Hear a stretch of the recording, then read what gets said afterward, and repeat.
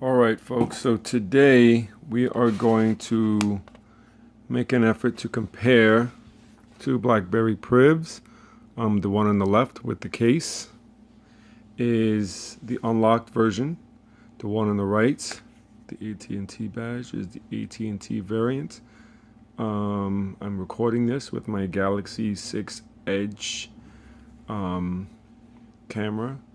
So you can see in the reflection there. So I'm going to boot them both up. Oh, first let me say the unlocked version with the case is running Nova Launcher, and the one on the right here with the AT&T version is stock. Okay, so I'm going to boot them both up and see which one uploads quicker. I'm just curious to see if running a different launcher affects speed, boot time, or whatever. Okay, so we'll let them do their thing, see which one boots up a little bit quicker or not.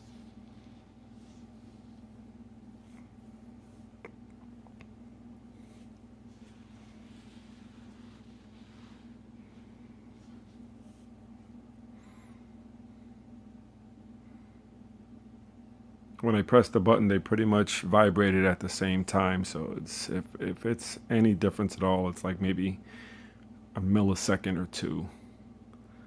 Not very much difference at all. And when I felt them both vibrate, and I would give that millisecond or two to the unlocked priv on the left.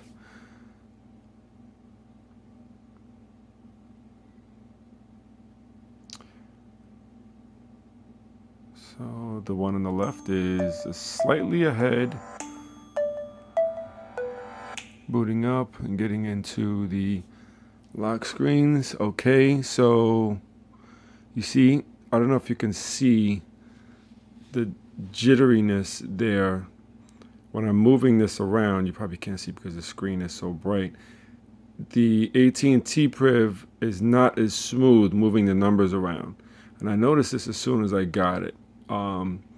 I think that the AT&T software is bogging down the phone.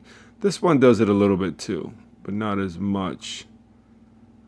Okay, so this is running Nova on the left. I'm trying to get this in focus. Nova on the left, stock on the right. Okay, as you can see, the Nova launcher, I have round folders, and the one on the right has square. They both look very similar, with the exception of that little difference there in the folders. Now, with the Nova launcher, it's a lot more customizable as far as gestures and whatnot. So with the AT&T one, you can swipe down from the top, okay, and you bring down your basic notifications and your quick toggle settings, brightness. I'm going to turn the brightness down a little bit. And you can extend that. When you're done, you can hit clear all, which I'm going to do.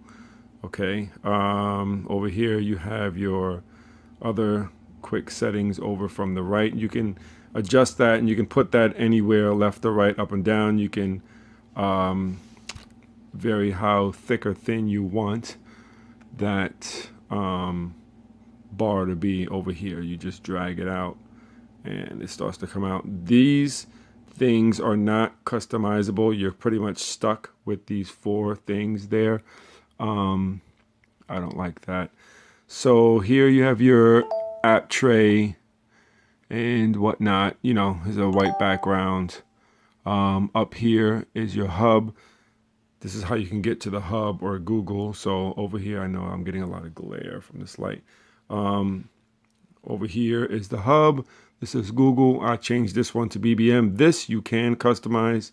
Let me see if I can lower this a little bit more so it doesn't, right, so it shows up on the screen better. There you go. So again, if I swipe up from here, hub, if I want to do a Google search, this used to be device search, but I switched it to BBM because it's a lot quicker for me. Okay, not really much other. Oh yeah, if you hold down the screen, you can get to widgets.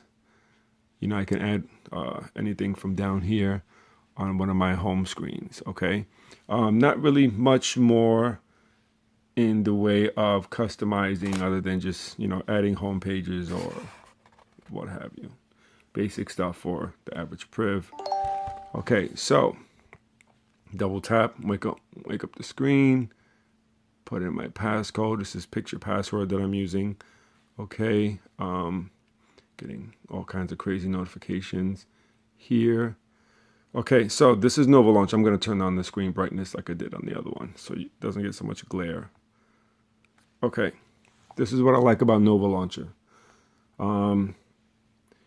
I haven't memorized all of the settings that I've done so far, but I can swipe down from the top without having to reach all the way up, okay?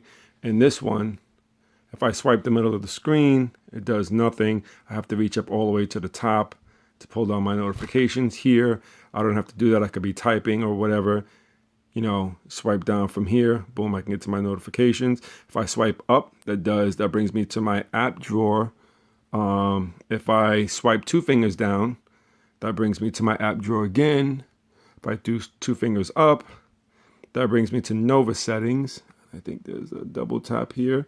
That brings me to my multitasking screen. Okay, so again, I can do a double swipe down to get into app drawer. I can double swipe up, Nova settings. Single swipe down is my notifications. Single swipe up is the app drawer. Double tap to get to my multitasking screens. Okay. I will say that the Nova Launcher seems to make the phone a little bit smoother for me. It's almost an unfair comparison because I feel that the AT&T software has bogged this phone down a lot. The one here on the right, I can feel a huge difference in the way the phone operates on a day-to-day. I have gotten very little crashes on the unlocked version as opposed to the AT&T one, which I've had many issues with Google services crashing or not being able to open an app. Mainly that used to happen with me with the messaging app, the text messaging app. I put a link to in the description to my other video where I'm trying to show if apps stay open after you answer them from the hub, and I'll go over that again here. And what happened was I was trying to open the messaging app, and you can see I'm tapping and tapping and it's not opening, and I had just closed it. So I didn't, I was going through some glitches with the AT&T phone. So we're going to try that same test again. Okay. So again, let me just show you also here, the bottom line here, my dock, I can add as many docks as I want. So right now I'm only using one, but I left the other one blank just to show you that this is scrollable. Okay, so this is a scrollable dock, and I have it on what's called infinite scroll. Okay, I can choose how many folders or how many icons I want in a row here. So this was pretty cool, so I chose this many, 1, 2, 3, 4, 5, 6, 7. I can actually get rid of this one here in the middle, but I kept it there just for the sake of having it. I only use one home screen. This right here is a widget that I have. If I open it, it opens up the clock. I use Nova Launcher on all of my Android devices. I have been for a very long time. The only other launcher I would probably use, and a lot of people probably call me crazy, is Go Launcher. They really have a lot of widgets and a lot of functionality, but they've been known to bog your phone down. So anyway, we're going to redo the test that somebody in one of my groups wanted me to do with answering messages from the hub. Okay, so I have no apps open anymore. That's my multitasking button. I hit it and there's nothing here. Okay, so I sent myself 2 messages, one BBM message and one text message. And somebody else from the group was saying that they didn't like the way the hub was implemented, because when you answer a message from the hub, it keeps the app open. And at first I was saying no, it didn't keep it open. But what I found was that the messaging app does stay open. The BBM app does not, it recloses, and I'll show you what I mean. So here I'm going up and I'm going into the hub. You're going to see all my messages in one place. Here's extra line. That's the text message I sent myself. So I'm going to click on that and I'm going to say answer. Okay. So what I did last time was I kept going back. I backed all the way out. Okay. As much as I could. So I opened up the multitasking app and it's open. Okay, so I'm going to do this again. I'm going to close them all, and I'm going to answer the BBM message I sent myself here.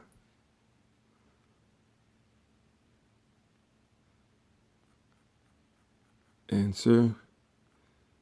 So I'm going to go all the way back out here. Okay, hit the multitasking button, and BBM itself is not open, only the hub is open. Now, what people have to realize if they're coming from BB10 is that the hub is a separate app. It is not baked into the operating system the way it is on BB10. You have to remember that things are done differently in Android. They don't mind keeping apps open in the background because it saves processing power and energy later on. Constantly opening apps from scratch when they're closed uses up a lot of resources, and so they'd rather keep them open if you're going to use them often. I do notice that sometimes it does bog down a little bit. Not too much if you have a whole bunch of apps open. I'm not one for keeping a lot of apps open, so it doesn't really bother me to close them. I'm not sure if it does it with email. I'll try to answer an email. Let me see. I'll send myself an email. Here I am hitting the compose. I'm going to email myself.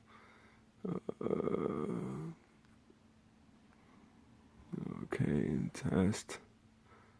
I'm going to send that to myself. Let's see if I get this back anytime soon. Hopefully my Wi-Fi is working properly. And it'll send the message out. Okay, so that's sent out. I should be getting that back soon. Let's just go back out here. I just want to see something. Okay, my Wi-Fi is slow, so I may not get that back right away. So I sent myself a text message. I'm going to back all the way out of the hub. I'm sorry, I sent myself an email, backed all the way out of the hub, hit here, and the email app is not open. The hub app is open, which is almost one and the same when you realize there goes that email. Okay, so here goes my test message I sent on email. I'm going to respond and say answer. I'm going to send that out. I hit the multitasking button, and again, only the hub is open. So it only seems to do it when you're in text messaging. And that is the only thing I can think of that I needed to redo for this video, just to show the difference between Nova and stock. I'm holding this out of frame. Let's just see if, let's say, opening the camera app, there's any difference in speed. There's no apps open there. Okay, so let's go back to the home screen. Let's see if I open the camera app on both. A little bit faster on the unlocked. Let's just see if I open the phone app. Okay, they're about equal there. I don't think there's much difference, but I think overall, when going back and forth between apps and just using the phone overall, it is a little bit smoother on Nova Launcher. Also, let me just show how much bulk this case. This is the case that comes with the phone from Shop BlackBerry. It didn't come with the phone. What they did was they allowed me to order it after I had gotten the phone. you get an email saying that, you know, they're going to send you a code if you want to order. I got this, and I got a charger, a car charger. That's pretty cool. And, you know, I went on the site, I ordered it, I put the code, it charged me nothing, and they shipped it to me. I got it within 2 or 3 days, so that was cool. Oh, one other thing I want to note is that the AT&T version is going back. I'm returning it, not only because it was a little bit more glitchy than the unlocked version, but the speaker on the AT&T version is a lot louder than the unlocked one. I'm sorry, I misspoke. The unlocked version is going back. I'm having this replaced. This is going back because I already have an unlocked version. I don't need the AT&T one. I only got the AT&T one out of being hasty and not wanting to wait because of the delay of the unlocked versions coming from Shop BlackBerry. They were not very diligent in getting their orders out on time. So went to AT&T, got the phone.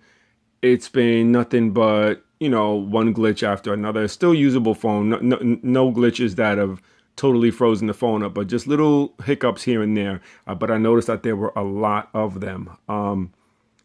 So I said to myself, all right, I got the AT&T version. When I get the unlocked version, I'm going to take the AT&T one back.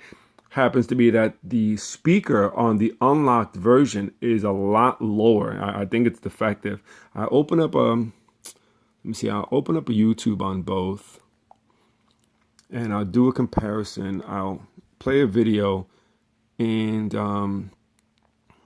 okay, let's play this commercial to see if I can show.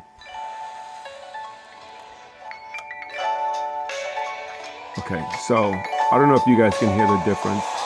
I'm gonna pause. Look how loud this is. Look how low that one is. I don't know if the difference is coming through. This is the AT&T one playing now. This is the unlocked version playing. Okay, there's something going on with the speaker. It's almost as if sometimes it starts off as loud and then gets lower.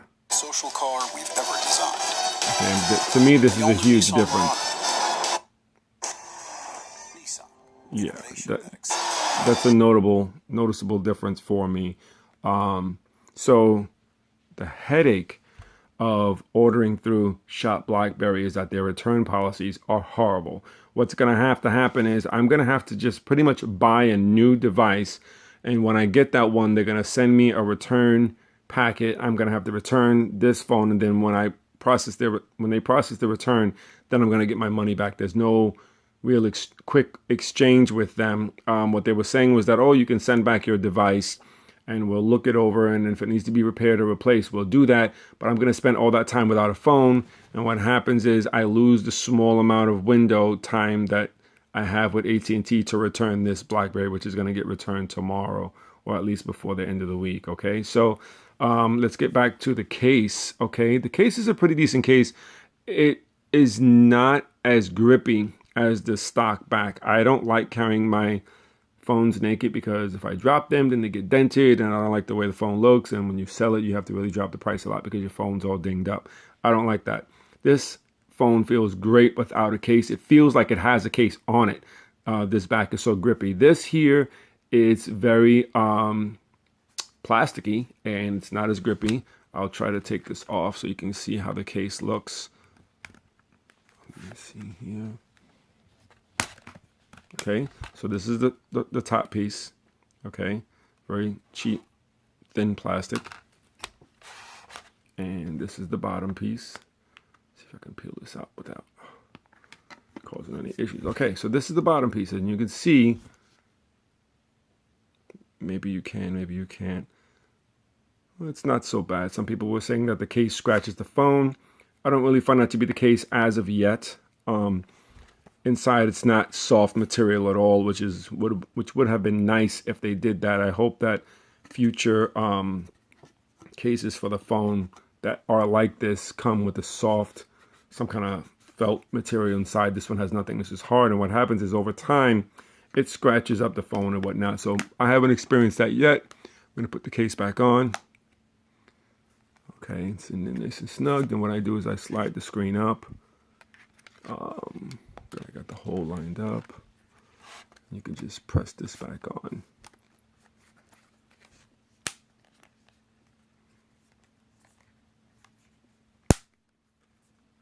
There you go, nice and easy. Okay.